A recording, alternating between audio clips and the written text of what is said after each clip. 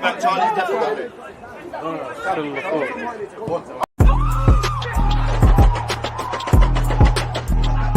He always was that active and defending. I think like.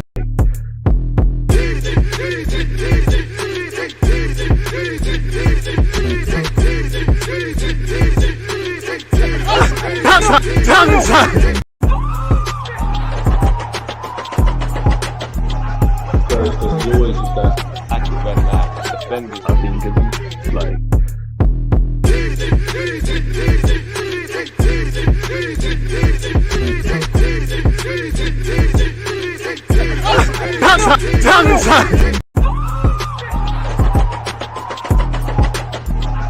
He always was that active and defending. I think like.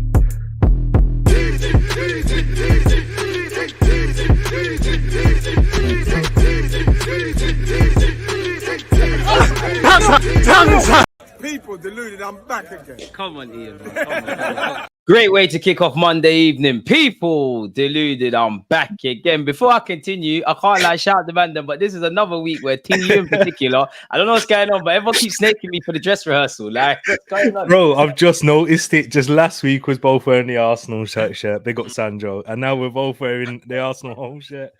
I keep getting snaked, man. At least it brings some humour to what is a deflative North London derby. It feels like someone's stolen food off my plate. It feels like someone's stolen stuff from my yard. It's 2 points dropped, and it's another disappointing performance at the Emirates. Now, there hasn't been too many, but let's jump straight into it, man. Then what are you lot saying for the 4-goal thriller North London derby, man? I've offered my opinions. You two waffle away, man. Do you know what it is, yeah? After the result, my head was hot for quite a few hours. I can't even lie. Like, I didn't want to do anything.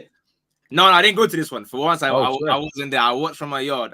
Honestly, I'm glad I wasn't there because my head would have been flying. Like, I couldn't believe what I was seeing. I don't like blaming people, innit? You know me, like I like to back it no matter what. But some of the subs that I was seeing were fascinating. That's what I call them, fascinating. I don't want to be too mean because I feel like he deserves enough credit for us to be like, you know what? It's an off day. Like these things happen, but it shouldn't happen again. That's all. Now, to be honest, I agree, man. My head was hot too. It's something that really affected me when, a draw at home to Spurs has made me feel like that. It shows the levels that we have got to and the expectations we now have. And it was a disappointing performance. That's what really affected me more than the result. In the first half, I thought we actually played quite well. I rewatched the game this morning, in fact, because I wanted to see, because it's always better to watch a game when the emotions are calmed down, especially in a big game like that. We pressed them really well. We created a few chances due to our press, the Eddie and Nketiah and the Jesus one in particular. But from the second half, I thought that was really disappointing. And I think to add context and the reasons for it is because of Declan Rice's injury. Of course, I think that kind of changes how the midfield battle ends up. He did a really good job on Maddison in that first 45, but then in the second, he was getting a lot more room and space and the transition, and they looked more threatening. And Arsenal struggled to progress the ball further up the pitch and quickly to try and counteract Spurs' press. And we went long towards Eddie a lot more. But yeah, just disappointing overall. I'm sure we'll talk about individual performances, but Arteta, I think he has to hold it from on this one, and I've got a few bits of criticism for him. Take us away, man. Yeah, so the starting lineup for me personally, starting Eddie and Nketiah and Jesus together, it was interesting, but I would have started personally, just given the dynamics of the game, Reece Nelson out on the left, or at least a Emile Smith role, someone who's a direct runner, wingers who can really attack their fullbacks. Because with Spurs, even though their fullbacks have looked very good going forward this season, how they invert, they leave a lot of space out on those wings, and that's where you want your 1v1 runners. Reece Nelson, although he's made his biggest impacts off the bench, we know his 1v1 capabilities ever since his academy days, to be honest. And that's why Saka was cooking a doggy in that first half in particular as well.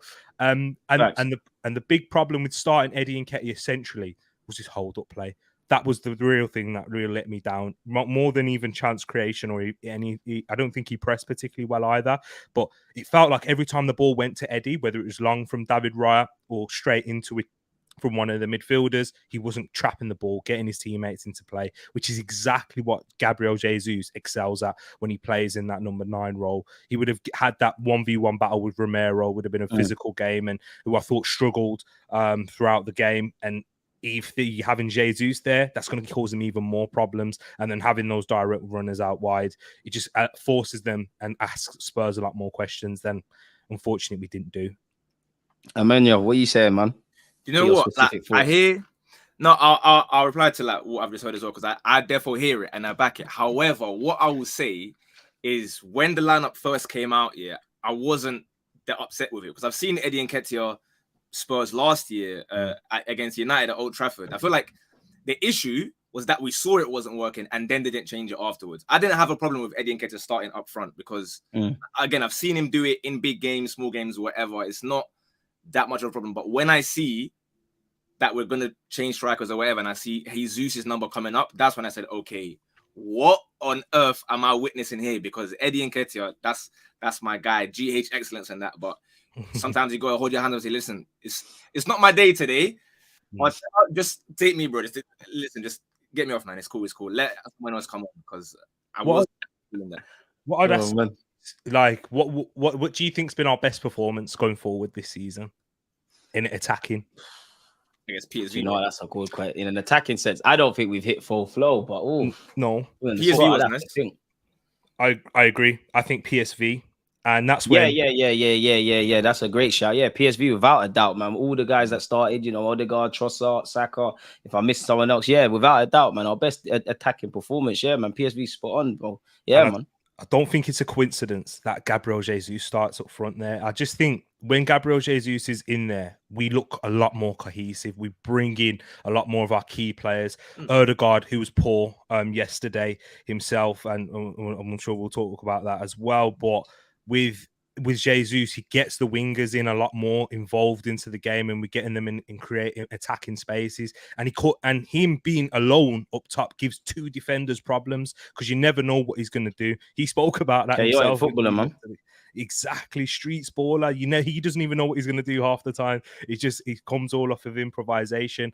But his physicality in holding up the ball, and his technical ability in getting everyone involved into the game. And I think I spoke about this with you last week, DG, when we talk about Eddie. I feel like Eddie makes runs for himself, like where it's either you need to play me the ball, but Jesus makes a lot more runs to open up spaces for the cutback. Jesus a lot more selfless. Eddie's a lot more selfish. That's because Eddie is a striker, innit? Like, no matter what Arteta is making him, he does want to score goals. And I agree with what you lot are saying. I do think in the game, considering how the Spurs game went, I do think, you know, football fans live in extreme realities. You know, these players were the best thing since sliced bread one week. The next week, they're not quite at it. There's been a lot of extreme opinions around Jorginho since he's been here. Fabio Vieira, conclusions have been drawn on Raya. I like Eddie. I think he's been one of our best performers this season in the start of it. But I agree in that, you know, he does kind of stifle our attack. He doesn't quite have that glee. I do agree with Emmanuel, though, that I wasn't that stressed about Eddie Nketiah. I agree with you in that I think Nelson could have played off the left. Probably Trossard's injury threw a spanner in the works. I just feel on reflection as the game went on, I feel Eddie started off all right. And then kind of like, the last 15 minutes when we kind of had a decent half an hour and we kind of went quiet. I genuinely thought Eddie Nketiah was injured because he stopped running. There was one moment Odegaard was shouting at him. I genuinely thought he was carrying a knock. And, you know, Eddie's a very service-reliant striker and he hasn't been really providing any service, so he's ineffective. Against Everton, it was kind of the same case. I'm with Emmanuel in that unless, you know, Arteta knows information we don't. Like, I don't understand the Jesus one. We bought him for these kind of games. We're chasing the goal. I know Jesus isn't clinical and that's another debate in itself, but excluding that, he was quite chaotic. Eddie was a passenger. I don't get it. Unless Jesus had an injury or it's something to do with his recovery, I don't personally understand it. I don't know why Eddie Nketiah got 90 minutes because he looked quite knackered, man. And I'm quite disappointed with our chance creation is one thing. Like taking chances, is one thing. But the chance creation, we're not creating it in masses. As much as I think Eddie could have done better with his choice, or Jesus, or even Saka towards the end, where I'm not putting him in the same realm, but he had an effort from range. I can still focusing on the mini chances we're making. We're not creating enough. I think Jesus is a weird character in that the chances that it doesn't look like you can score, he bags. The tap-ins, I don't know what's going on. And I think where Jesus saved Maddison with obviously missing that chance,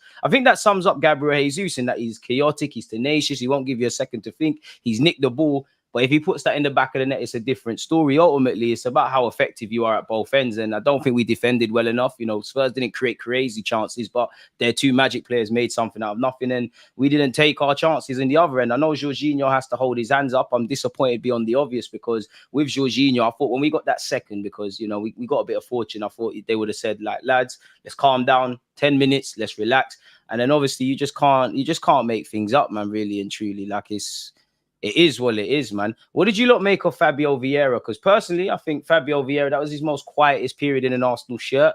But I still think that left centre mid role there's no confirmations over it. I think it's open season. I think it probably is Havertz, but he hasn't quite grabbed it. I think Fabio Vieira's done okay. I don't know if Smith Rowe will get an opportunity. I don't know when Partey's fitted, the dynamics will change with Rice and him. So where you lot at with that left channel centre mid role? I'll let you go first if you want. Nah, you go first, my bro. The reason why I said I let him go first is because I can't even remember seeing Fabio Vieira do anything yesterday. I can't even lie to you. Like, I don't even have an opinion on what he did because for the first time, like when he said it, I was like, oh yeah, Fabio Vieira actually played. Like, I can't think of any like times where I can't think of times where he found, let's say, Eddie Nketiah or Jesus like through the lines, and none of it, honestly. And obviously, it's tough for him because again, Trossard's injury, Martinelli and whatnot. Like we don't have an out-and-out left winger playing, so I'm not gonna put any like blame on him. But yeah, he's definitely very quiet. However, that being said, like when I said beforehand with the lineup, I'm happy for him to start. Like I didn't have any issues. Like I wasn't worried as I was. Like, you know, last season, yeah, when he even gets like 10 minutes, you're like, uh-oh, like why is Vieira coming on? Like what's going on?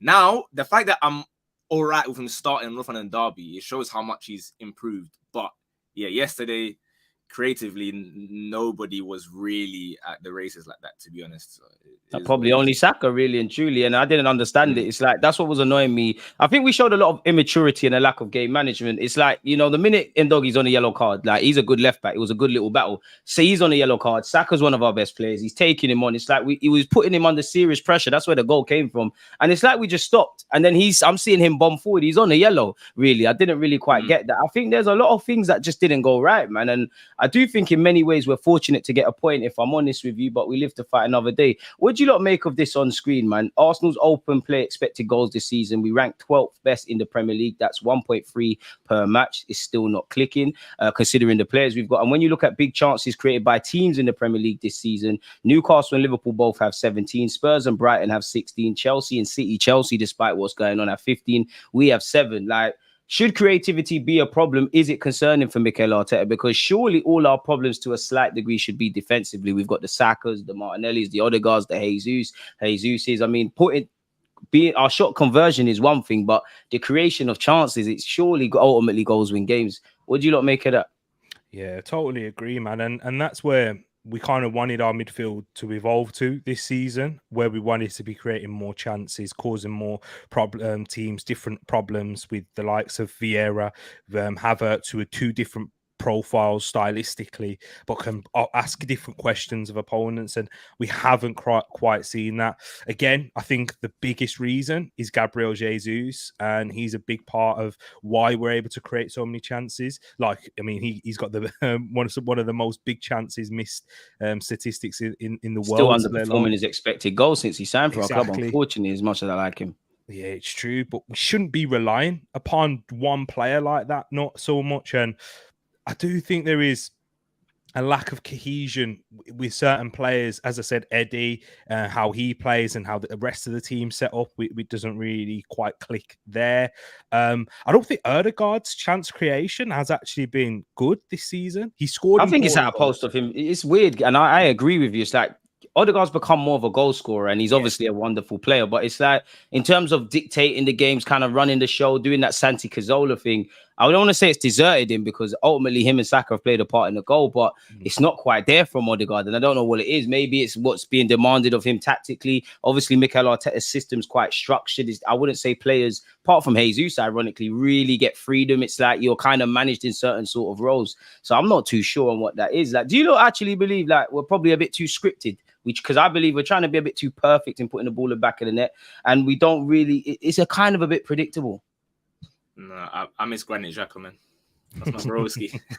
I think we all do. We all miss my man, clearly. Like him and Martinelli, again, that's obviously another player that's now injured, so we haven't got to see, like, we haven't really seen our best starting 11 for more than even one game in a row. So I'm not the most concerned in the world, because whilst we can bring up the chance creation stats and they're definitely not as good as what we would like them to be, we now switch to defensive ones and everything is second, first. So it's not as though we're stinking it up every week. Like, clearly there are issues, but I'm more confident that the goals will come, because I know that, okay, defense, I trust in Saliba, I trust in Gabriel, whoever's fullback, Ben White, Zinchenko, obviously no Timber in that, so that's unfortunate. But I'm comfy in that defense with Declan Rice in front of him. Hopefully he's like ready for City and all the following slightly games. Positive news on the Declan Rice front with a couple of players, man. We need to get those players back. You're fully right, man. Yeah, I need that. So, like, I get it. Obviously, it's not ideal, but again, teams now knowing that we are as good as we are compared to last season when we started out, people were like, oh, look at these bums, like, let's just do whatever we want. Now they just sit back as much as possible from minute one. Minute one, they'll go and just be in as deep a block as possible and say, do you know what? Yeah, come and try and score. So I hear all the points. Definitely the Odegaard thing as well. He's not as creative as he was even just at the end of last season, but these things happen. I reckon give it time to gel. There is, of course, one elephant in the room as to why maybe it's not as fluid. He plays in the midfield, but I know sneak this and let's say names, man. We're here to discuss this uncomfortable conversations. No, because you know what I said, with shy or dry. No, because when Arteta said the thing about his wife, I said, listen, do you know what? I'm backing you no matter what now. I've been under his IG post saying, listen, I have it, bro. The goal's coming, bro. The goal's coming. You got to back yourself, surely, at some point. Eventually, but he tried a nice little volley. You man didn't see that? He tried a little... God. We're never getting out the hood. I don't know about nice. I don't know about nice. But it was close. We're not leaving the hood, man. We're not getting out of here with this sort of stuff. Give it time. Now, on the serious though, what do you lot make of Havertz? Because he's joined 007 club now, just busting bare blanks.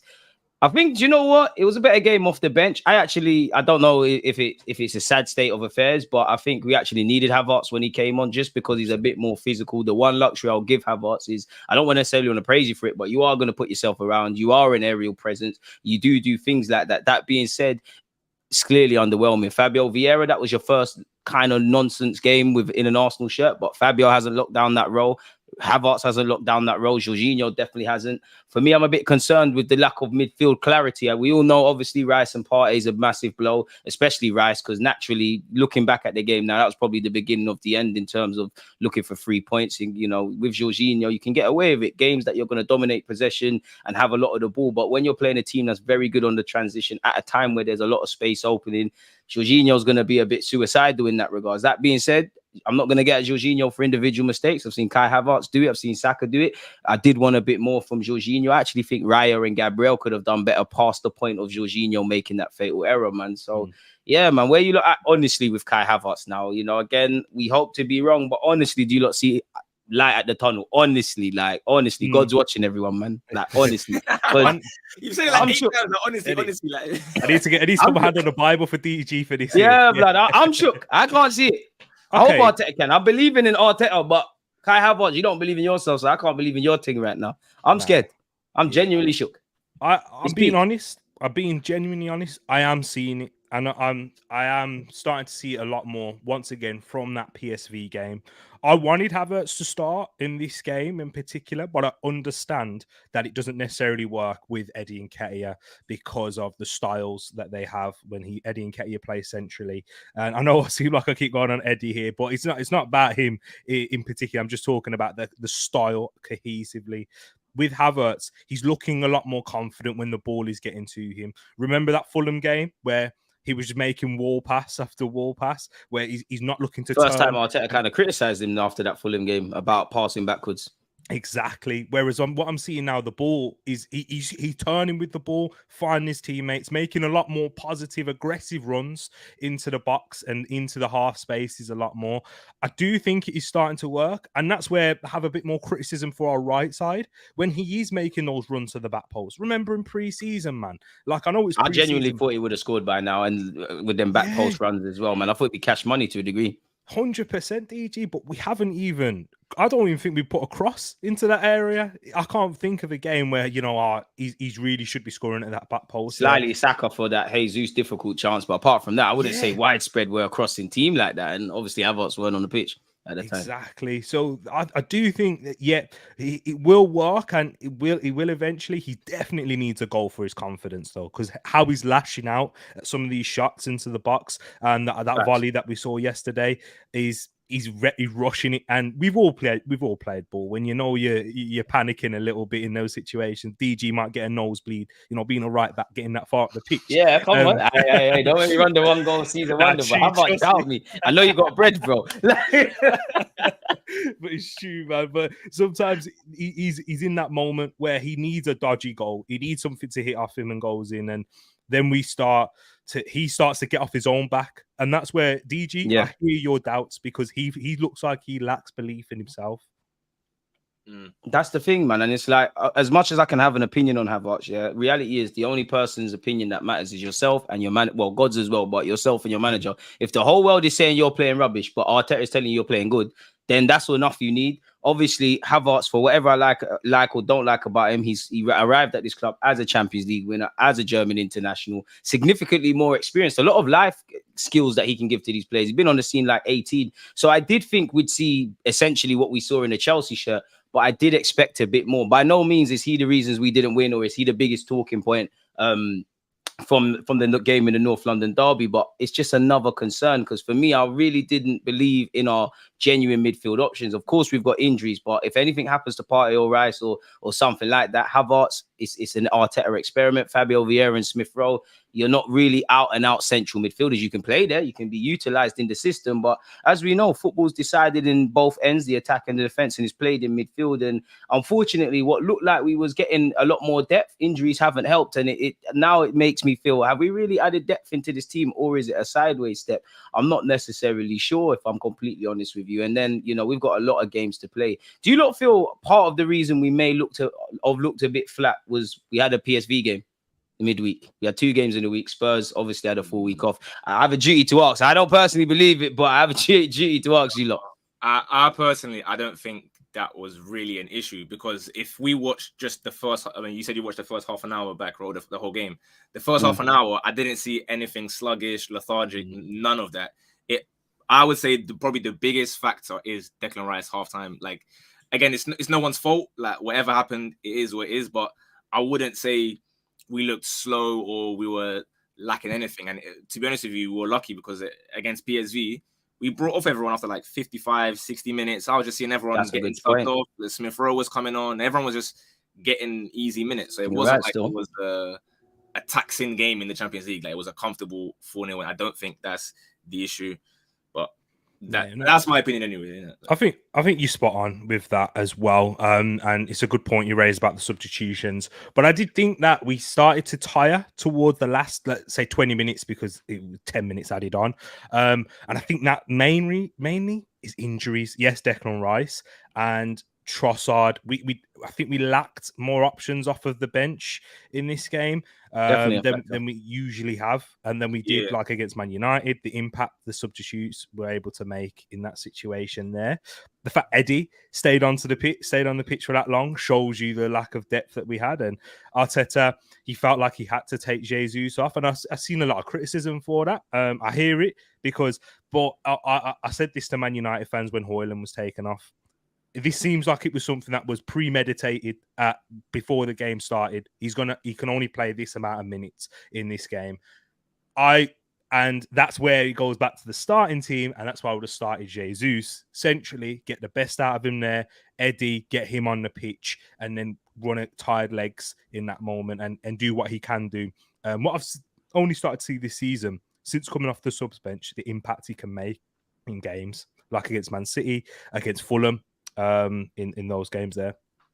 What have you lot made of David Raya now? Because obviously, 1 minute Ramsdale can't get his spot back. I wouldn't say everyone's hating on Raya, but he is in for a lot of criticisms, as you would expect. I do think, he had a part to play, a minimal role, but he had a part to play in the first goal. I don't blame him for the second. I think he could have done better. I big him up because he made an incredible save in that first half to keep us in it. But the kicking, the kicking wasn't really good enough yesterday. And if it was Ramsdale, I don't want to be that guy, but if it was Ramsdale, he's public enemy number one. No, I agree with you, because when the match finished, I opened Twitter and I was seeing obviously everyone yelling at different players and whatnot, but I didn't really see much Raya criticism at first. I guess because he made an incredible save, and again, like, fair play to him. Weirdly enough, I don't think he was at fault for either goal. My issue was the moment Spurs started to get into the game, again, around minute 30, 35, whatever, it's like he just like panicking and just smashing every...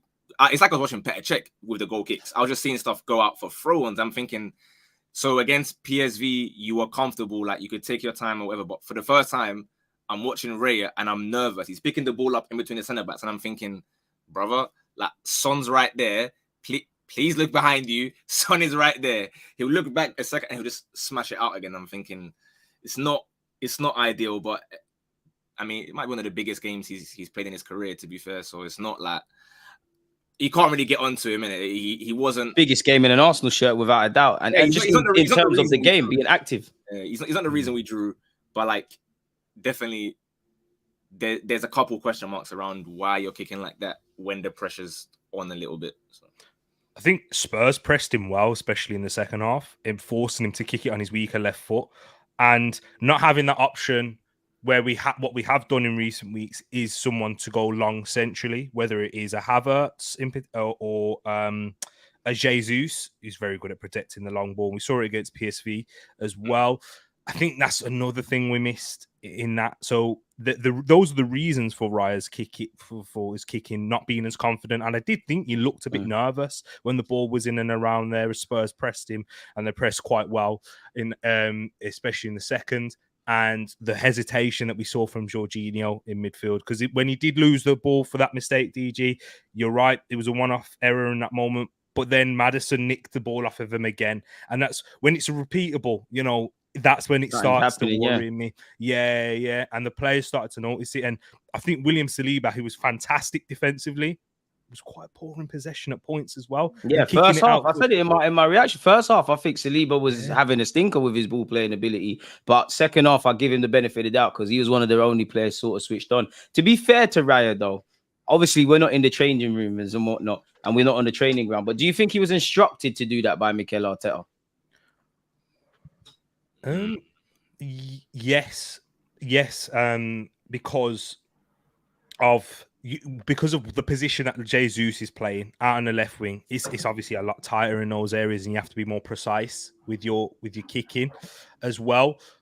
But I felt like there was which goal was it? The first one, obviously the one that sat for the Romero own goal. We played through a press in that moment there, getting it out to the left where we have our best ball progressor in Zinchenko and our best hold-up player in Jesus. That's where our best attacks were coming from in those areas. And then when we switched out to the right, when Ødegaard was getting his passes to click to Saka, I think he made 64% with his passing accuracy. Yeah, it was a poor game from Ødegaard, man. It's poor for Ødegaard. For someone who doesn't really take that many risks with his passes either, he should be doing a lot better than that. But yeah, I think it was an instruction to make sure he's going into that area in particular. That's the thing where I have to look at Mikel Arteta. Like, I praise his tactics.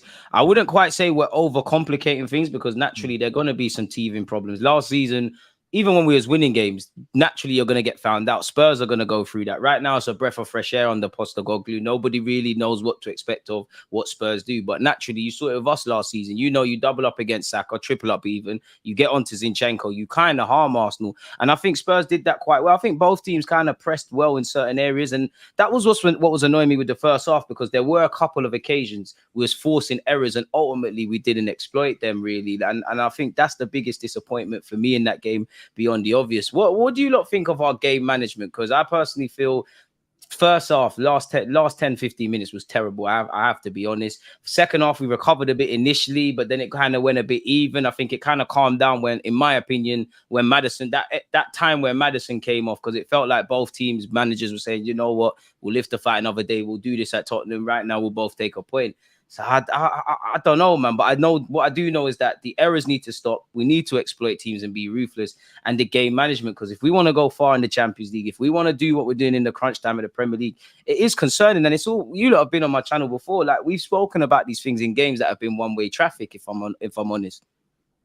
No, I hear it. Obviously, it's a lot harder to manage a game when you're playing against your like Northern rivals. 100%. There's emotions it's are high. Be, no matter what kind of form you're in, people are going to get amped up and charged up, and Spurs are not going to stop even if it's 2-3, whatever. They're going to keep on going. Like, we know that. My main issue, I guess, it's a hard one to answer, yeah, because when you say like game management, I don't feel as though game management was an issue when we scored the penalty to make it 2-1, and then Jorginho decides to give the ball away. That's just like one individual deciding that he thinks he's press resistant because he tweeted it in the morning or whatever. So he thinks that's cold. I don't think that's like a team issue or on Arteta fault or whatever. That's just like, these things happen.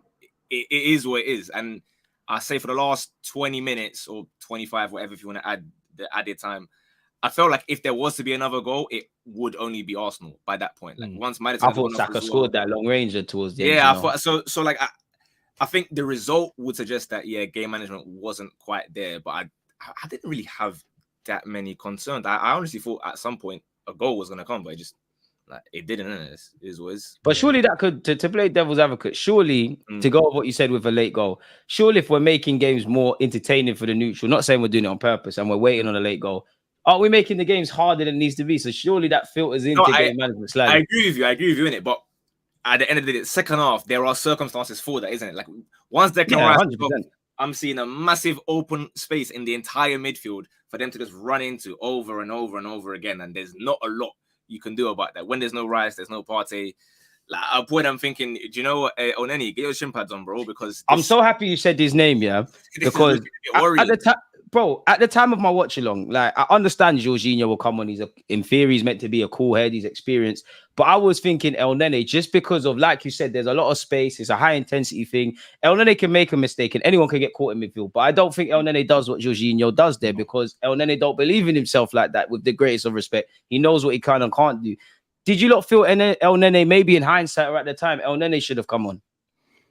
Yes, I do think that. I do think he should have. And to be honest, what instead of Jorginho, is that you're asking? Yeah. You see, instead the of build-up play would have got killed, but yeah, because we have seen Jorginho in physical games away from home have a great performance. Given the benefit of the Newcastle doubt. Exactly, Newcastle away, and that shocked me and that surprised me there, because he's someone who uses his experience, uses his body well, how he usually protects the ball in those situations. I'm very used to seeing Jorginho when he's getting pressed, put his body in between the man and the ball, just drop to the floor like we saw Granit Xhaka do in an Arsenal shirt for years, and win the free kick. There, he got way too overconfident. And Maddison, who is actually quite a good presser, he's quite tenacious with that, yeah. Yeah, he's got good pressing statistics and how he recovers the ball in them situations. Jorginho still thought it was carnival settings, man. I don't know. Do you know what annoyed me? Like, again, everyone, they're professional footballers, right? But they make mistakes. Yeah. But he did it again, like a few minutes later, and I'm thinking, brother, like you just saw we cost a goal because of it. Why are you doing the exact same thing again? Like you've heard the crowd is cheering, Jorginho, they're backing it. Don't give them a reason to start turning on you, because you know Arsenal fans, once they start switching, it can get a very long day. They even turn on players that are actually half decent as well. Arsenal fans are a special breed at times, man. But we love you all. But this is where I agree with DG though, when he says about the game management, because it's not just a one-off situation anymore, bro. It's we've seen it in the Fulham game. We've seen the mistakes happen in the Man United game and letting them back into it as well. This is where my question is to you, man. Is it because are we still immature? Yeah. 100%. The best footballers ask themselves the best questions. You know, when Maddison's got the ball on the left-hand side and Saka, who could have done better, Benjamin White should be thinking to himself, should I get out to him? Nobody's picking up Son. And again, it's easier said than done. It's difficult to watch a football and that, but people are only looking at Son when he's running off with the fans. I genuinely think it's a mixture of things, but I think we're at that point now where Arteta's got to drum into these, like the nastiness, but I also think the players have got to sort it out themselves. You know, you look at City, evidently we're not. At Sky make a running joke every time they show the players. They're always governing each other and things like that. And I feel when to up the intensity, when to take the sting out of games. I think we're still learning that. Even games we win, I think it's very rarely that we've played amazing for 90 minutes. And I think we need more consistency with that regard. We either start games like a house on fire and then we concede silly goals, or we have to groom into a game. And I think if we want to fight City, these are the things we've got to do sooner rather than later. Because, you know, the reality is you've got to be targeting around 90 points if you want to defeat this City team. It's crazy. So I believe so, man. It's true. I guess when I talk game management, I'm also mean like, okay, if I go back to, let's say, last season, right? Anfield and then West Ham, in those games when we capitulated or whatever, it was Liverpool wave after wave of attack over and over and over again until they finally broke us down. Even West Ham, to an extent, the same thing. Whereas Tottenham yesterday, I didn't really feel as though it was it yesterday? It was yesterday. Yeah. That's what a draw in the North London derby does. Yesterday, I didn't feel like it was like relentless pressure. I felt like we were somewhat comfortable, just a split-second mistake. That's sort of what I mean when I say like the game management. I get it, the immaturity stuff. I fully hear it, but Jorginho is not 21, 22, right? And that's what I'm saying. Like it's got to be a whole team thing because it's both. It's whether you're young or whether you're old, we're all doing it. Surely, like we're complacent for no reason. Yeah, especially after scoring, bro.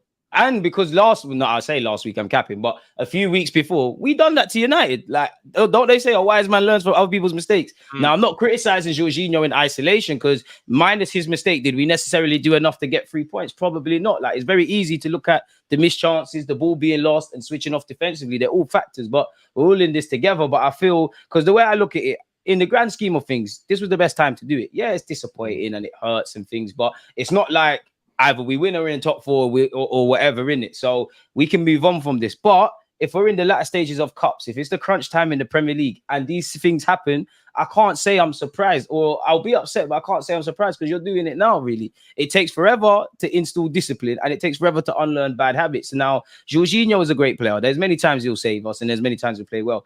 But that's one thing we've seen Jorginho do for club and country, even back to his Chelsea days, even back to, I'm sure there was a game we played Chelsea, Lacazette picked his pocket or Smith Rowe, one of them. So at some point, I also have to look at Arteta because I know you're not putting people on the field to make mistakes, or you're not going to do something that's not going to help us. But to me, as an ignorant fan that don't know football, to him, I genuinely feel you set up Jorginho to fail, not from that mistake, just because we're losing the midfield battle per se, even though we were on top of them. It's just the transitions. We know that is really the only consistent way to harm Arsenal. That transition. That's how Rashford scored. That's 9 times out of 10 how people get their goals. So it's crazy, man. Like we've got so much good things going, but to get to that level, there's so many things, in my opinion, we need to install in our game, man. There is also fortune that's added to it, and I know it's always something that's difficult to talk about, and people say, you're deluded when you bring these things into here. But this could be, let's be honest, man. We're down to our third choice defensive midfielder in a big game like this. No, like Jorginho, you're not really going to get much better as a third choice DM. Yes, we can be talking about Partey and his injury worries and losing Declan Rice, a player that basically never gets injured, and why a lot of us justify such Arsenal up. That price. Yeah, exactly what we paid for him. And as my brother said as well, in the first half, that they could not play out of our press. So that first half an hour, I thought, do you know what? That first half an hour, I thought, we're going to wake up now. I genuinely thought both teams came to the party, but it felt like, the fans are going to make noise. Odegaard's going to do his thing. I genuinely thought we was getting 3 points. You see, when Jesus had that chance from that difficult angle, I was like, we're cooking today. Yeah. Boy, life said no, big man. How things can change quickly, and that's why we spend so much time saying that chance that Jesus missed, that chance that Eddie's watching it back. Yeah, it's not as big as the Jesus one. Let's be honest. In that situation, Jesus has to be burying those goals. Change games. We know that more than anyone else, guys. In that scenario, and if it's 2-0 up, then it's a real question of Spurs' mentality, and they're not walking away with the narrative. Oh, Spurs have changed now. This is the great Spurs team, and just doing great victory for them on Sunday in amazing. the 1-1 draws. Their fans are behaving like exactly. As Thierry Henry said it best, these men are celebrating a draw. It's crazy, but I do think there is an element of fortune added into those things as well with the Jorginho factor. And I don't want to get too much onto him because he's happy to play the third choice, and you're not really going to get much better than that as a third choice midfielder. Yeah, true. Do you not feel that then, to play devil's advocate, if we praise Arteta for how he's assembled the squad, then he's kind of got to hold that? Like, injuries can obviously harm anyone. You know, look at Chelsea. As much as we cry about injuries, Chelsea United got injuries, but he's assembled this squad. You know, at any moment, people can get injured. You know, we're playing twice a week, almost every 3 days now. Yes, on one hand, Jorginho's great off the field, decent player. There's a lot people could learn from him. I personally think there's elements in Jorginho's game, not what we saw on Sunday, that Declan Rice could learn from. But if I'm praising you for that, if in these moments, and again, it's not like quite how the last two campaigns were at the end of the year, but if we're in these moments, big games where we're relying on these players, surely to a degree, you have to move away from necessarily quote, not that I'm blaming anyone, but blaming the player and start looking at the man who's assembled it. As much as I like Arteta, I have to be honest, like Arteta, you kind of lost me a bit with the subs in particular yesterday. The subs part, I hear it. But if we're talking about squad building, I don't think you can expect that we should say, okay, let's go and get 3 elite sixes. Let's go and get 3 elite wingers because we're going to all have our first. Just a half-decent centre mid, man, not Lukonga. No, but Lukonga's not. He didn't even deserve that. I'm sorry, Lukonga. You didn't even deserve that. That's what I mean, man. Why is he catching strays? I don't know. I'm unhappy with it with the North London derby. Lukonga, I'm sorry. Listen, I fully hear it, but I feel like full time, though. Injuries happen. We all know that, so you want to plan accordingly. But what is hard 100%. To expect is that they're all concentrated in the exact same position. It's not like it's one left winger, one right back, one striker or whatever. It is all the midfielders, all the left wingers. So you have to go and play Nketiah out wide or Jesus out wide, Smith or whoever it may be, playing out wide. Like it's a techie one, but I wouldn't say it's squad. This is where I don't think it's in terms of how the squad's managed, but where Arteta needs to take a criticism is what social join said in the chat. Social joins. If you play a lone six, I think this is where El Neni should have been added into there to provide more stability alongside of Jorginho in that sort of game. You know, Jorginho doesn't have the physical capacity to do what.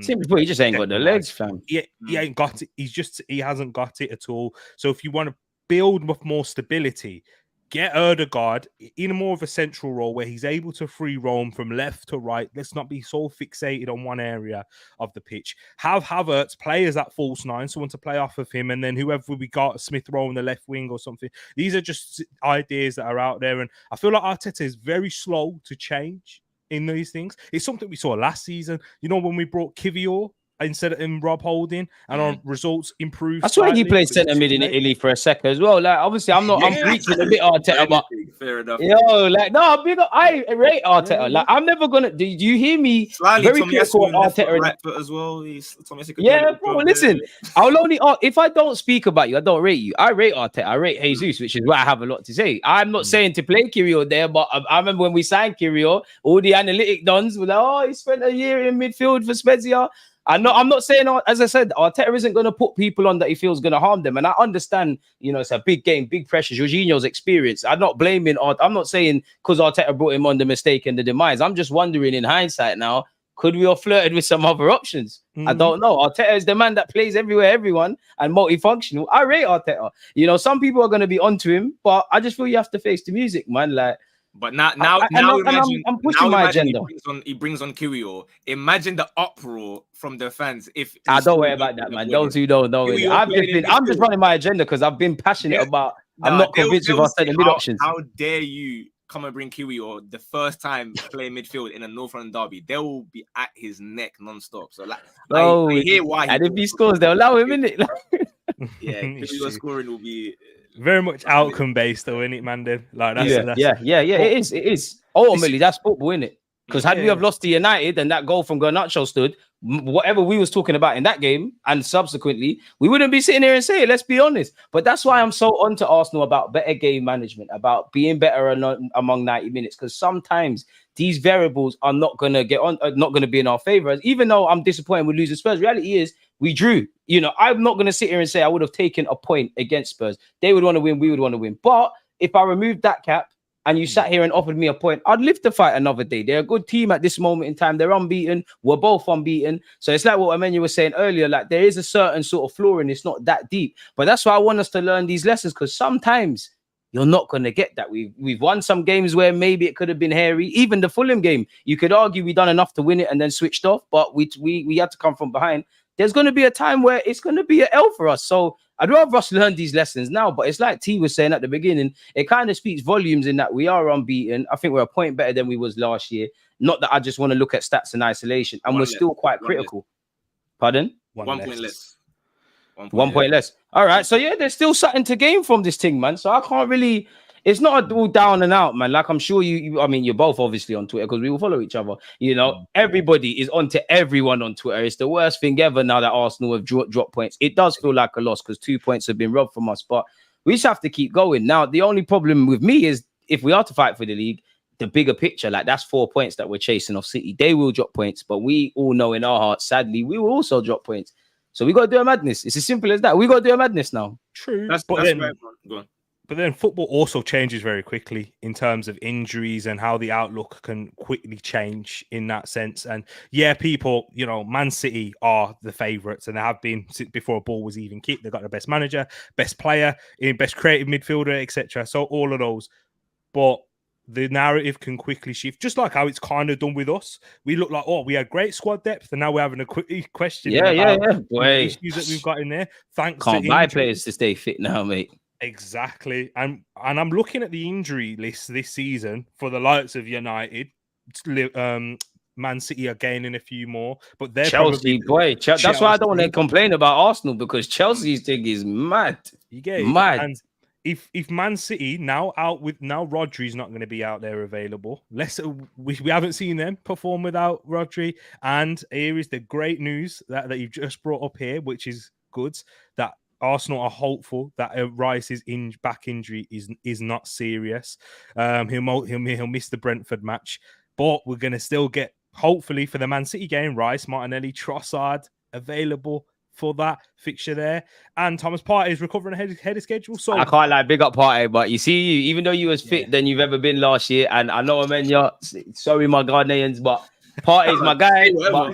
Your thing, I know you're gonna get another knock soon, innit? Like, I'm happy to have you back, quality player. Like, come and play 3 world-class performances, and you'll be injured again. But the rest, in fact, well, all of them on a serious note, need them sooner rather than later, man. We need our squad, and it shows you. And I think we started off the season, or some Arsenal fans started off the season. I think fans want their cake and eating it. You know, when it was kind of the season just started and it's 1 game a week, the players that aren't playing they're done. Sell them, this, that, and the third. Now you start to see why you need a squad. As we know, all of these games take a lot out of these players physically, and they're coming thick and fast. We got a difficult Brentford game where we might have to bite the bullet and make mass rotation, really and truly. Yeah. Where you lot at with that? Because on one hand, surely, you know, we played in the Champions League last week. In terms of preparing these players to play twice a week, you could name a strong team. But at the same time, I do want him to rotate. Where you lot at with the Brentford game? Do you lot want rotations? Do you want to take the League Cup seriously? Where you lot at for Wednesday's game? When it comes to Carabao, I'll be so honest. My main objective in the Carabao Cup is to make sure Spurs don't win. That's it. As long as they don't win it, if you offer me Spurs are out and the league are out as well, that I'm fine. I don't care about that tournament. I know it's a trophy, but I could not care less for that tournament. I respect the honesty. I can't lie. Especially because when you mentioned how we're feeling about Arsenal results and we're 1 point less off or whatever, I think, like I say, bigger picture, the reason why there's so much uproar and carnage is because last year, if you offered us this number of points, you'd be like, oh yeah, cold, like Invincible's loading. This year, you got City there that you know, if you drop 1 point, long day, man. Draws are like defeats now. Last year we had them like the XL Bully Dogs chasing us non-stop. Now they're ahead of us. Yeah, what are we meant to do about it? They're not going to drop points anytime soon, like as far as what we expect anyway. We got to hope that we're the ones that beat them somehow, home or get something away as well. But I guess, yeah, Brentford, I would not take it lightly. go out there to get 3 points. Otherwise, I can't lie to you. You don't beat Brentford, and then Man City come and beat us as well. Lock it off, man. Come back next year. There's honestly there's no point. So. Yeah, so we got them in the League Cup, and then obviously Bournemouth on the weekend, and I'm defo sure after that is City. So I'm not gonna lie, we need that insurance policy. We've got a Champions League game. We've got 4 games before. Sorry. So I even forgot about the chat. Allow me. I'm adjusting to being back in Europe. I can't lie. It's nice to be back at the big table, and I think we got Lens now. I got to lie a bit and say what they finished 2nd or 3rd in Liga. They're not to be taken seriously. Very difficult side. No easy teams in the Champions League, but that's a game. Surely not a heavy rotation, but for example, let's just say Martinelli's fit, Trossard could come in, or Jesus or Eddie could start. You should be able to get away with that. Not that I want to necessarily see these things. It's a difficult one, man. Yeah, but we need these players back. This is what we kind of need to remember with the Champions League: win your home games, don't lose your away games. You can draw. Simple. Draw is not a bad result, guys. If in the Champions League, in the group stage, because it's still a knockout competition. In the Premier League, we can't afford to drop any more points. I don't think you can have the points gap more than 4 with City when you've still got to play them. Because just don't remind me, man. Oh Lord, it's just that they're that relentless. I'm shook at them, man.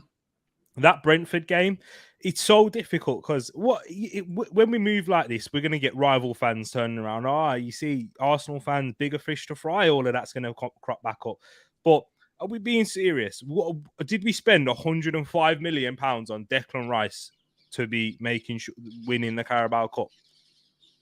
You're right. Like, are we trying to compete for every trophy that we're in? Yes, but you are going to prioritize games and fixtures. And whilst it's still early days in the Premier League, I know a lot of Arsenal fans are doing it, but not us. We're riding out front line here. Is you still need to be in there within the shout of a fight. So we are going to have to prioritize those, especially when we're getting injury issues.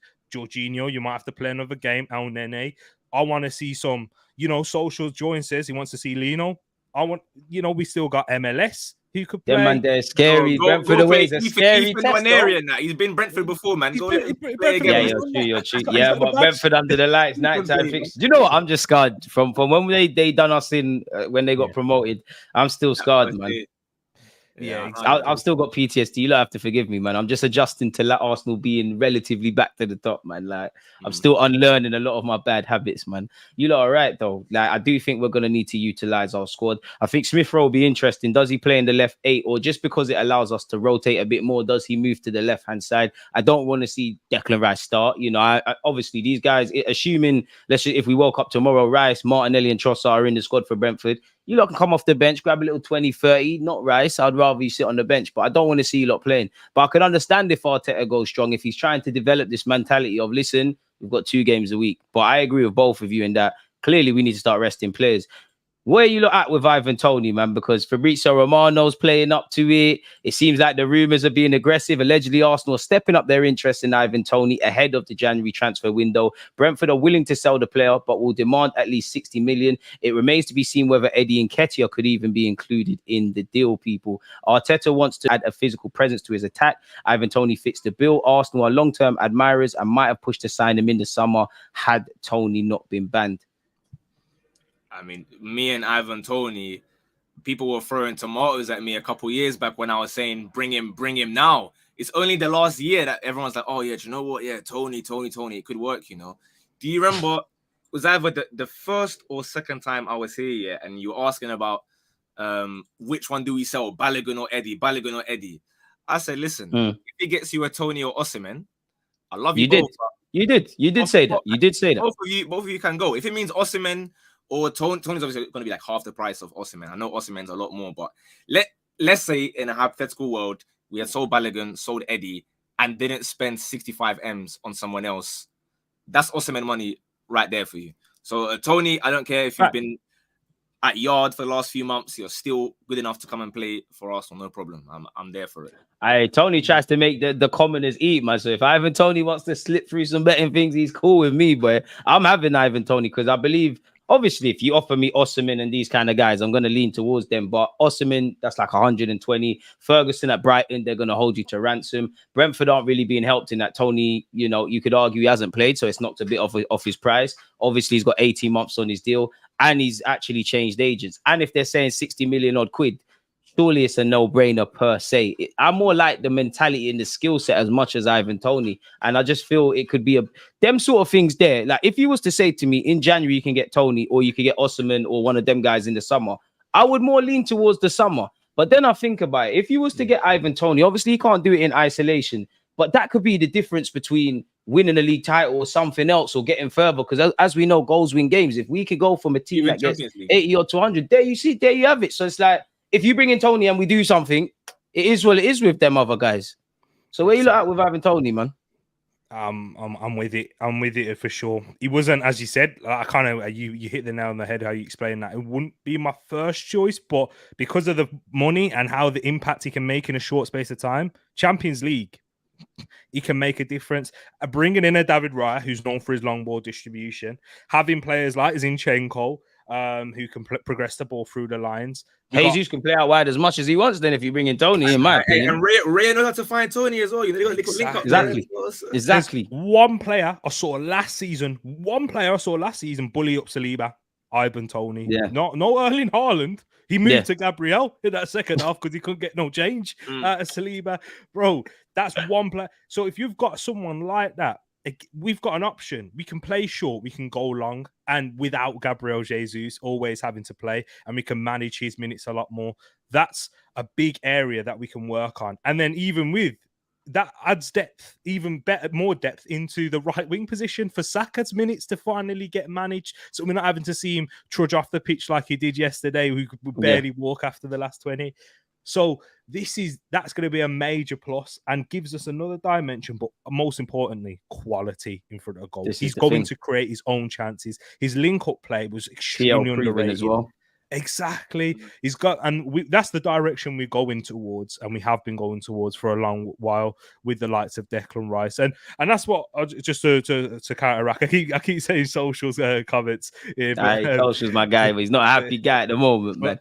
I know. But Declan Rice's was very public. That was a very public transfer that we saw as well, and that was known since last January, and we signed him in the summer. So definitely can happen. But yeah, man, I'd definitely take Toney in a heartbeat. I mean, I agree with what Social's saying. Go on. I was going to say, there's only 3 strikers better than him for me in world football. If I have to rank it right now, Haaland, Kane, Osimhen, and then it's Toney. I don't want to hear no Vlahovic nonsense. I don't want to hear any of that. I'd have to do my homework. I have to do my research. Word to little Reese. I don't know. I don't want to hear anything about Benzema in Saudi or Lewa stinking. I have to throw Jesus propaganda. Brazilians. I have to. He can be fit. I know Harry Kane. I don't like. He plays for Bayern, so I can gas him up now. No, I said Harry Kane second, right? Oh, swear. Haaland. Oh yeah. Do you know what? Osimhen. The striker market's horrible, anyways. That's really. what I'm saying. So Toney, although you said it's not your first choice, right? Other than Osimhen. You cannot go any higher than that. You're not going to go and get Harry Kane. Unless scouts do their job, you're right. Yeah. True. So but a mad thing. If we're talking about ready-made. Yeah. Obviously, there's going to be a Ferguson's and that's the techie one. Yeah. There's not a whole list. Like probably, I don't want to say in the last couple of years because it's probably been like this for a while now. But you're right, still, man. You're like there isn't. You used to be able to name a good 20 strikers at some level that could impact. Now. Not really, you know, the strikers market's more like the Jesuses, you're all false nines and stuff. And this is the ones that are quite clinical. It seems like they're not really fit for elite systems and things. Obviously, Haaland's an anomaly. Everyone missed out. Yeah, in terms of what you said, finished article, you know, Toney can get better, but it's more or less what you see. Osimhen the same. I think you're bang on the money still. I'm trying to think. I mean, there's some Vlahovic shouts in there. I don't know for Vlahovic. 1 minute he looks 30, then he don't. Arteta did want him, so I don't know what could be done with Juventus. Arsenal tend to just leave them things alone. It does look like we was taking around the houses where he was concerned, so I'm not sure. Yeah, that is true. There was we haven't really gone back for anyone that's didn't respond to our calls the first time or this is it. Rejected us for anything else because the desire to play for Arsenal is what's the most important thing. This is why Man United made so many mistakes because even the Hoyland brother, like he's not the finished article, but I think he's decent. We might, if we can't get a Toney, Osimhen, them kind of guys, then we have to find them strikers that are not quite there yet. And Ferguson's going to cost way too much money from Brighton that I don't think Arsenal are going to put down. I'd love to be wrong. As you said, look at the physical profile that these teams are going now with their strikers. I mean, Jesus is probably one of the best hold-up players in the league. The only problem, doesn't get that credit from the wider football universe because he's 5'9", essentially. But when you watch him play, he plays like he's a 6'4" striker. Yeah, man, he's a fighter still. Yeah, you're not getting around him really, and the same goes for Saka in that sense. So if you have that up top, bro, we've got our team. We talk about how tall and physical it is now. Add Ivan Toney into there. It's wraps. That's actually one thing I can give to Kai Havertz. You brought a bit of height. I just want you to bring a bit of quality. In relation to what Social said there about Tony's too public, I hear it, man. You know, he said F his football club, he's flirting and stuff. Obviously, anyone could do that, but there's levels, respectfully to Brentford. He's not going to do that at Arsenal. It's like Kylian Mbappe, the foolishness he does at PSG. If and when he goes to Madrid, he can't maneuver like that or it's not going to end well. So I'm not really concerned with that, in my opinion, with Tony. Likewise, and I'm seeing him like gassing up Vlahovic and whatever. For me, it goes back to what we were saying before about like how you say Eddie Nketiah makes selfish runs, whereas Jesus is selfless, right? When I see Ivan Toney and Osimhen, they will run the channels like no tomorrow for the entire team. Like Vlahovic is let me stay in the box, let me be an elite finisher. That's it. I don't see Vlahovic running fullbacks ragged non-stop or whatever. That's why I'm not that moved by him. I don't really want that profile. You might see him banging a free kick, but apart from that, I want me an Osimhen, I want me a Toney. It has been the case for the last year or two. They fit how we want to play as well. They've got like good hold-up play, physical. If and when we start trying to cross the ball in as a plan C or D or whatever, the option is there. But again, that's man, I'm banging on the money. That's the X factor with Toney because he can score the goals, but he makes his teammates so much better. And we were 6 goals off Manchester City last season, who had that freak up front, and we had Gabriel Jesus missing for months, but that shows something that Arsenal aren't built like Man City. Everyone talks about Arteta. He's just a B-Tech Pep, etc. No, we score our goals spread out across the team. We've got goals on our bench now with a Trossard, with a Smith Rowe. Hopefully, gets more minutes, but we know he can score goals as well. And that's what we really need now with Ivan Toney. His X factor is he makes others better. I won't forget that ball he played from Buemo when Man United lost 4-0. That's his left foot, you know, on the left wing. How many strikers are doing that? And the thing is, for Toney, the thing I like the best, and the guy's going to catch a stray, he believes in himself, man. It sounds so dumb, but football's a psychological game. Toney didn't work out for him at Newcastle, went in the lower leagues. You can see he backs himself, and you can see, like, if he has a bad game, it's not going to affect him beyond the point and a positive one. I think at Arsenal, we're kind of moving away from it, but we've got a lot of them volatile kind of guys. Like, look at Mudryk at Chelsea. I know we banter him. I genuinely think he's a player, but he looks like a player the manager consistently has to put his arm around you. And I think when you're trying to play at the elite level of elite sport, you need to kind of do rid with these guys and just find these headstrong guys. I know the game's changed, but that's one thing that attracts me to Toney. Actually, Osimhen as well, when he talks about his upbringing and his growing up and how he had to fight for everything. If like with Jesus already, you know, when he talks about 15, 16 years of age when I joined an academy, I think that's what we need, really. And it doesn't mean you have to come from hard beginnings, but I just want more, I guess the word would be level-headed individuals, really and truly. Because with Havertz, you could tell, it wouldn't surprise me if it does click for Havertz, that there will be a 3-4 game spell where he's genuinely Arsenal's best player because of the confidence thing. And it happens with everyone, but I think we need to find that kind of flooring. That's just me personally. I think Arteta can say as much as he wants, but I think the players have got to get it in check. And that's what I would love with Toney and Osimhen, really. But Osimhen, he's going to cost bread. And like, I would love to get him in January, but I think we all agree Napoli are difficult to do business. He's not cutting in January, isn't it? Like, and you probably need 100-odd million to begin some sort of conversation. I don't know for his contract length. He's a bit stressed there at the moment, though. I can't lie. They're not happy. Obviously, Spalletti's gone. They've got a new manager. So I don't like. He's looking booky. He's not overly gassed to be there. Maybe if you tempt him with London lifestyle, like, you know. I'm sure he'd come, but it's De Laurentiis. That's the one he's not going to make it do. That's the thing. Them Napoli, man, difficult to kind of price their players away, man. Like, so it's going to cost a lot. My last question for you, go on. I was gonna say you can have Jorginho back as part of the deal. You know what I mean? That's a legend for you lot right there, man. You have him back as 50 M's, no problem. I just wonder what it would mean for Eddie and Ketia, because I know Eddie's liked by Arteta and Balogun. I'm not gonna say he wasn't, but he weren't in his plans. But it seems like it's a 2-striker thing, and you have a couple guys that can play everywhere. I wonder what that would mean for Eddie and Ketia. My last question for both of you, though. Well, first of all, what's your prediction for Brentford, and then second of all, what's your prediction for Bournemouth? That Brentford one's sticky, Yeah, a prediction when I haven't seen any lineup is like, it's very hard for me to do that, honestly. Like, I never get to ask other people in it, so I'm happy. This is what normally gets asked to me, and this is my reaction. So it's lovely to see someone else. Listen, like Premier League and Champions League, you can do that one easily for me anyway. But when it comes to that, Brentford, honestly, I don't know. If we get knocked out, is what is like. It wouldn't be shocking. It wouldn't be shocking to me if we lose to Brentford. So just I'm gonna go penalties, man. The penalty, yeah. Do you know what? That's a shout. We're good at penalties, though. If we go to penalties, we're winning slightly. Yeah, we're cold these days. No, but ignore that one, bro. Ignore that one. What about He's saying focus on City. What about MLS All Stars and that as well? You know what I mean? Like, Man United. What about Man United? I love our shamelessness, you know. You might didn't watch the MLS skill games, bro. We got. You don't want to watch that. It's certain midfielders. I never saw those skills, but we keep backing him. He's the next Michael Ballack. We have to just keep talking into existence now, man. It's peak. But I'm going penalties against Brentford, man. Honestly, I'm going pens. Yeah.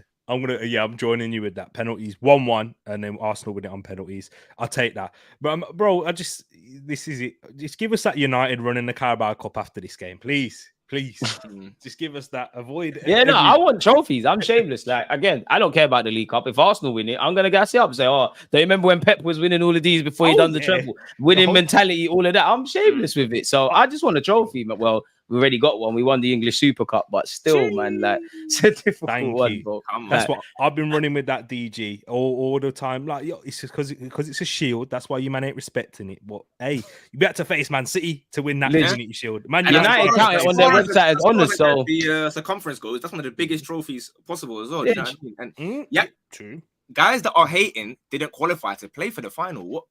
Exactly. Certain man could have stopped the treble when they didn't do that, man. Yeah, exactly that. It's true. We're shameless. And obviously, Bournemouth boys, I'm going 2-0, man. I think we need to react, regardless of the lineup. And I know that's on Saturday, and obviously it's Monday. We need to win in it. I'm greatest of respect to Bournemouth. You need to roll over and just give us these 3 points. And I expect to see that performance away from home from our boys. Yeah, I agree with you. Like, so should hopefully be a nice, like, not comfortable, but a professional 2-0 win is what great word. Yeah, professional is what I'm looking for. Yeah, professional performance. Yeah, I'm going to go with a professional 1-0 win. That'll be the third 1-0 away win on the bounce in the Premier League. 1-0 is always a nervy one, man. But let's hope so, man. But with that being said, man, as usual, it's fantastic. Hopefully the next time we do this, we've got 3 points. People in the chat, you lot's questions, talking points, etc., etc. was amazing. Man, what content have you got to come? Again, make sure you're following the man on all the platforms. But yeah, any videos to come from you lot, any content, let people know where they can find you to.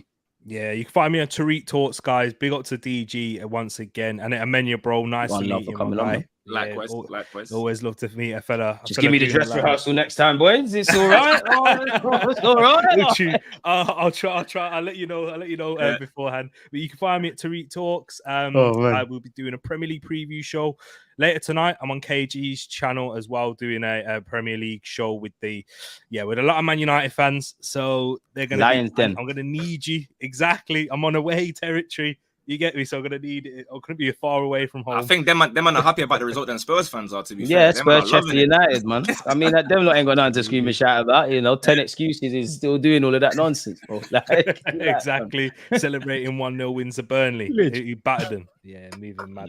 Nice to see they found Bruno Fernandes, though. It makes sense. Found him at Turf Moor. Didn't see him against Wonderguard. Boy, exactly. I saw him versus Luxembourg, though. He was cooking versus Luxembourg. I know, that's a great game, man. World class Bruno Fernandes. He can't trap a ball.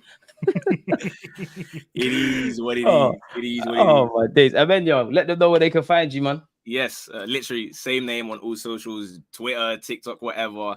And then Total 90 Pod on YouTube as well. Make sure you're following that. He's been there, so he's been very cold. DG was a wonderful debut for him. We'll see him more in the future. So, amen. Yeah. Much love for the invite as per. Appreciate it. Minor, man. The only bad thing is that we didn't get 3 points. But with that being said, like, comment, subscribe, follow the man on all the platforms. Hope you lot enjoyed the show. Check out the rest of the content. That's a wrap, people. We're out. Safe. There's always just that actual red flag defending. I think it's like.